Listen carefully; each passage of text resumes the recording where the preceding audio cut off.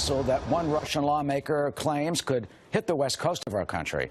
President Trump is not backing down in his cryptic reminders of what Kim Jong-un's regime could face if it does indeed threaten us.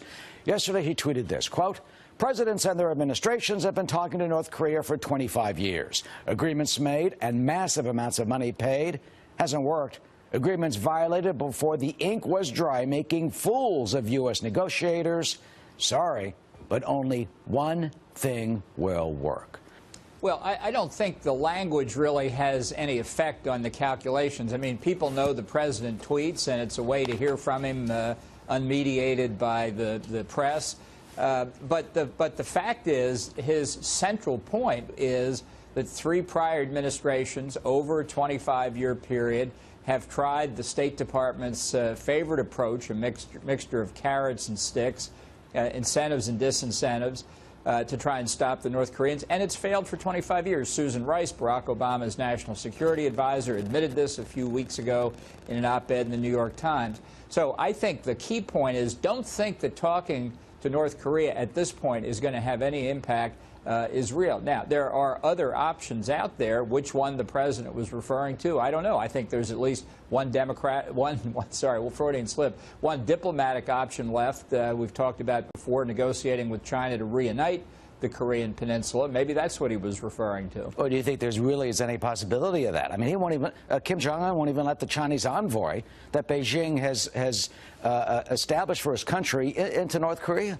Yeah. Look, the Chinese, I think, certainly younger Chinese leaders increasingly appreciate that carrying around this ugly piece of baggage called North Korea doesn't benefit China, that the existence of the North Korean regime is not an effective buffer against the United States, and that its continuing nuclear weapons program poses risks for China. For example, if Japan says, we're not going to depend on the U.S. nuclear umbrella, we're going to get our own nuclear capability, that's a direct threat to China.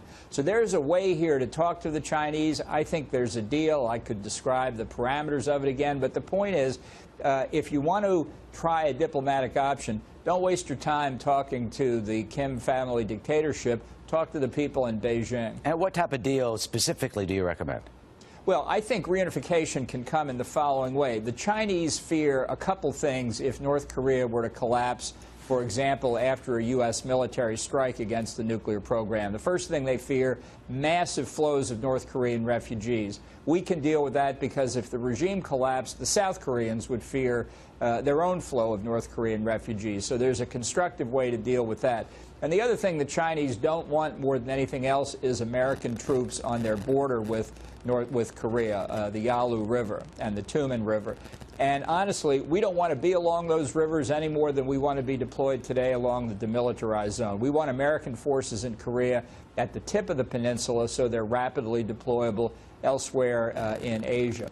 There's a deal there with China. It's not an easy negotiation. I wish we'd started long ago. But for those who think that the military option is unimaginable, this is the most likely diplomatic solution. So people can dismiss it if they want, but it only constrains what is available, which is increasingly looking at military force to use against the North's program. Well, I mean, of course, if there is military force, there are the predictions of mass, overwhelming casualties. They're beyond comprehension. Well, nobody wants to use military force, but here's the question that the President of the United States has to answer. Are we prepared to live forever with North Korea having nuclear weapons? Will Americans be under that threat as far as the eye can see? I find that unacceptable. I think there are substantial things that could be done to mitigate the effect on South Korea. We should bend every effort to that effect. But fundamentally, the President's responsible for protecting Americans. And finally, in terms of protecting Americans, there are this Russian lawmaker saying that they're about to test a new long-range missile that he says they showed the calculations could reach the U.S. mainland on the West Coast. This could come on Tuesday because it's the anniversary of the Workers' Party's founding.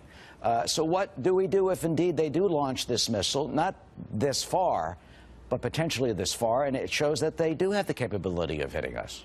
Yeah. Well, I think most analysts have believed for some time that North Korea did have a missile capable of hitting some part of the United States, perhaps even further than just the West Coast. Very interesting. They showed these calculations to Russians, since many fear that Russian ballistic missile experts have been helping with their program over the years in any case. And I think this is the kind of propaganda that North Korea has used effectively in the past to back America away from taking a strong position. They succeeded. I mentioned Susan Rice a moment ago. She's prepared to accept North Korea with nuclear weapons. I bet she and President Obama ultimately are willing to accept Iran with nuclear weapons. I'm not willing to accept either one. Russia and Iran, besides apparently helping the North Koreans. So we shall see what happens on Tuesday, October 10th.